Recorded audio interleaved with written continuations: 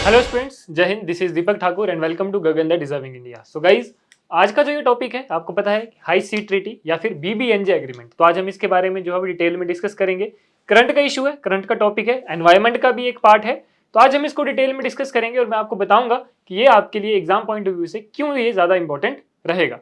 तो आइए जानते हैं हाई सी ट्रीटी के बारे में। देखो, हाई सीज ट्रीटी के बारे में अगर हम आपको बात करें तो ये सी से रिलेटेड ट्रीटी है, ओशन से रिलेटेड ट्रीटी है, ठीक है। एंड ओशनिक जो एक्टिविटीज है उससे रिलेटेड जो है वो ट्रीटी है। फिर बीबीएनजे एग्रीमेंट क्या है उसके बारे में आपको बताऊंगा।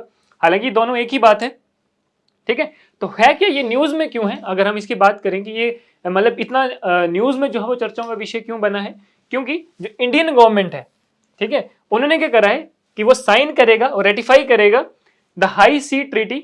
इस ट्रीटी को यानी कि बीबीएनजे एग्रीमेंट को a new international legal architecture for maintaining the ecological health of the ocean.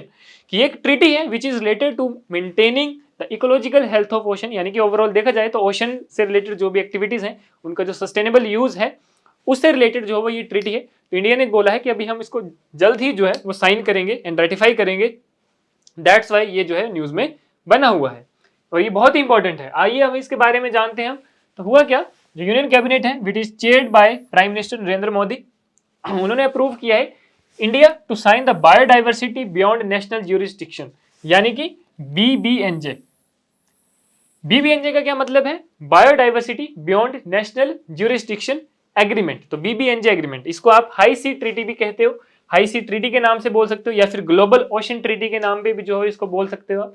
ये क्या है, it is also referred to by some stakeholder as the high sea treaty और ग्लोबल ओशन ट्रीटी, ठीक है, which is legally binding instrument for the conservation and sustainable use of marine biological diversity of areas beyond national jurisdiction. मतलब कि क्या है कि उस area का, उस बायोलॉजिकल डाइवर्सिटी का सस्टेनेबल यूज करना या कंजर्वेशन करना जो कि हमारे नेशनल ज्यूरिस्डिक्शन से बाहर है, ठीक है। मतलब कि अगर मान लो कोई एरिया हमारे कंट्रोल में है और कुछ एरिया जो है वो नेशनल ज्यूरिस्डिक्शन के आउट ऑफ कंट्रोल है, मतलब हम वो हमारे कंट्रोल में नहीं है, वो आउट है, उससे बाहर है, लेकिन अगर वहां पे भी अगर हमें यूज करना है तो प्रॉपरली लीगली तरीके से यूज करना और सस्टेनेबल यूज करना है उसका, जो है वो मतलब एक्सेस में फायदा नहीं उठाना है, सस्टेनेबली एंड कंजर्वेटिव तरीके से जो है वो उसका इस्तेमाल करना है। तो इससे रिलेटेड जो है वो ये ट्रीटी है। दैट्स वाई इसका नाम क्या रखा है, बायोडाइवर्सिटी बियॉन्ड नेशनल ज्यूरिस्डिक्शन। की वो बायोडाइवर्सिटी उसको प्रिवेंट करना, उसको कंजर्व करना या सस्टेनेबली यूज करना जो कि नेशनल ज्यूरिस्डिक्शन के बियॉन्ड है, उसके परे है, उसके बाद है, ठीक है।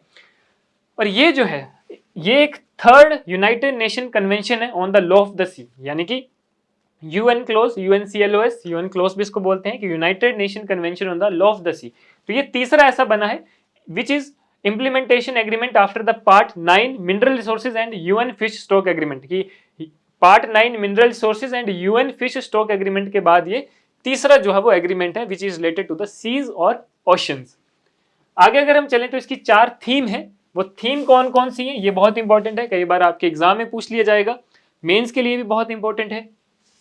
तो 4 थीम्स कौन कौन सी है, पहली है marine genetic resources and there digital sequence information including the fair and equitable sharing of benefits, ठीक है। कि पहला क्या है कि जो भी जेनेटिक रिसोर्सेज है, मैरीन रिसोर्सेज है और ये डिजिटल सीक्वेंस इंफॉर्मेशन है, उसका जो Fairlie and equitable sharing basis पर जो है वो उसका यूज करना है, जो उसके बेनिफिट्स हैं उनका यूज करना है, ठीक है।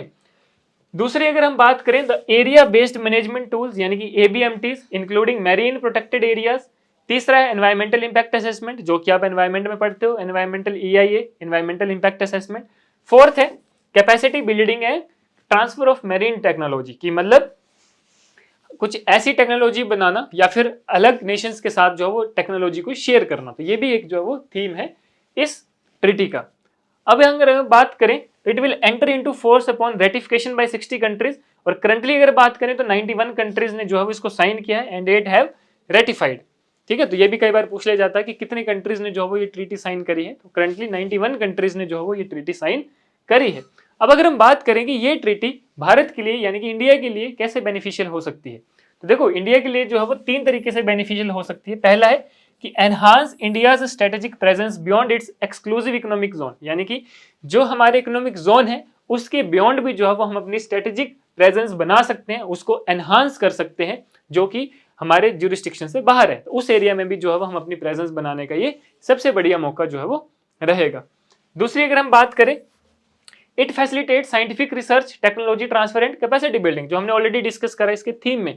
इंडिया को भी मौका मिलेगा अपनी साइंटिफिक रिसर्च करने का उन एरियाज में जो कि उसके इकोनॉमिक जोन के बियॉन्ड है, वहां पे भी जो है वो उसको साइंटिफिक रिसर्च करने का, अपनी टेक्नोलॉजी ट्रांसफर करने का, किसी और की टेक्नोलॉजी को समझने का, ठीक है, एंड कैपेसिटी बिल्डिंग का। तो ये जो है वो एक बेनिफिट रहेगा इंडिया के लिए। तीसरा अगर हम बात करें, it strengthens marine conservation efforts and global collaboration, कि मैरीन कंजर्वेशन एफर्ट्स को जो है वो ये स्ट्रेंथन करेगा, साथ में ग्लोबल कोलैबोरेशन को बढ़ाएगा, कि वर्ल्ड वाइड जो है वो कोलैबोरेट जब इंडिया करेगा तो वो ग्लोबल कोलैबोरेशन को भी क्या करेगा, एनहांस करेगा।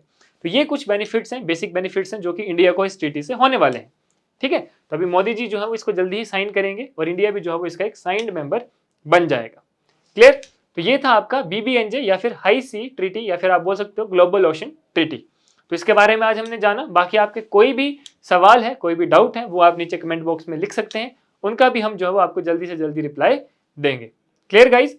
तो वैसे ही कुछ और इन्फॉर्मेटिव वीडियोस के लिए, कंटेंट के लिए, जो कि आपके एग्जाम पॉइंट ऑफ व्यू से बहुत ज्यादा इंपॉर्टेंट है, ऐसी जानकारी प्राप्त करने के लिए आप हमारे साथ बने रहें।